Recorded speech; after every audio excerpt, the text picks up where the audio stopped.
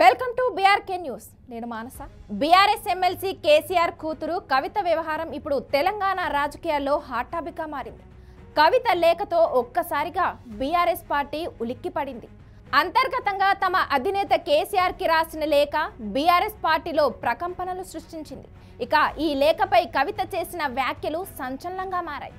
కేసీఆర్ చుట్టూ దయ్యాలు ఉన్నారని, అంతర్గత లేక బహిర్గతం ఎట్లా అయిందని కవిత సంధించిన ప్రశ్నలు, ఆ తర్వాత అంతర్గత వ్యవహారాలు అంతర్గతంగానే మాట్లాడాలని పరోక్షంగా కేటీఆర్కి ఇచ్చిన సమాధానం అన్నా చెల్లెల మధ్య పంచాయతీ రచ్చగా మారింది. ఏది ఏమైనా కవిత లేఖపై బీఆర్ఎస్లో మాత్రం కాస్త ఆందోళన మొదలైనట్లే కనిపిస్తోంది. కవిత నిజంగా కొత్త పార్టీ పెట్టే ఆలోచనలో ఉందా?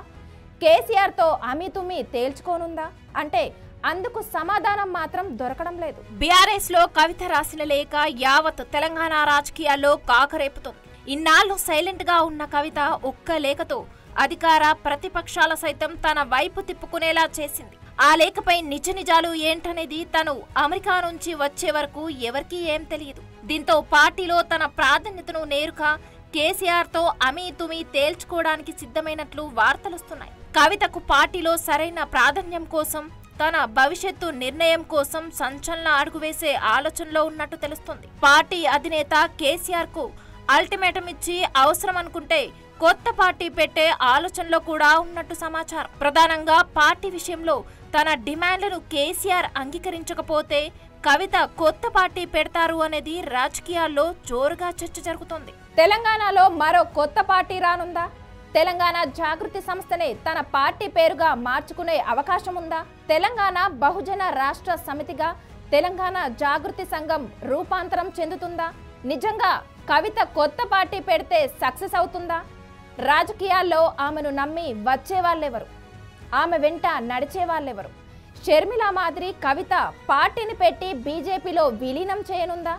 ప్రజాక్షేత్రంలో కవితకున్న బలమెంత? రాజకీయాల్లో కవిత తీసుకున్న నిర్ణయం తప్పవుతుందా? ఇలా ఎన్నెన్నో ప్రశ్నలు తలెత్తుతున్నాయి. తెలంగాణ జాగృతి సంస్థ పేరుని పార్టీ పేరుగా మార్చాలని ఒక ఆలోచనతో పాటు తెలంగాణ బహుజన రాష్ట్ర సమితి అనే పేరు పైన కూడా ప్రధానంగా చర్చ నడుస్తుంది. అయితే ఇదే సమయంలో కవిత కొత్త పార్టీ పెడితే సక్సెస్ అవుతుందా? ఆమె బలం ఎంత? ప్రజాక్షేత్రంలో ఆమెకున్న చరిష్మా ఎంత అన్న చర్చ కూడా జరుగుతుంది. కేసీఆర్ కూతురిగా రాజకీయాలలో ఆమెకు స్థానం ఉన్నప్పటికీ ఢిల్లీ లిక్కర్ కుంభకోణం తర్వాత కవిత గ్రాఫ్ పడిపోయింది. ఢిల్లీ లిక్కర్ కుంభకోణంలో జైలుకు వెళ్లిన క్రమంలో ఆ దెబ్బ బీఆర్ఎస్ పార్టీ పైన కూడా పడింది. ఒక ఢిల్లీ లిక్కర్ కుంభకోణంలో జైలు జీవితం అనుభవించి వచ్చిన కవిత ఇంకా ఆ కేసు నుంచి పూర్తిగా బయటపడలేదు. ప్రస్తుతం బెయిల్ మీద బయట ఉన్న కవిత ఆ కేసులో ట్రయల్స్ ఎదుర్కొంటున్నారు.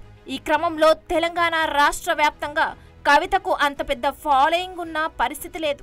జైలు నుంచి బయటకు వచ్చిన తర్వాత కూడా కవిత ప్రజాక్షేత్రంలోకి దూకుడుగా వెళ్లలేకపోయారు. ఆ సమయంలో కవిత కొత్త పార్టీ పెట్టినా ఆమె వెంట వచ్చేది ఎవరు? ఆమెతో నడిచే ముఖ్య నాయకులెవరు అన్నది ప్రశ్నార్థకమే.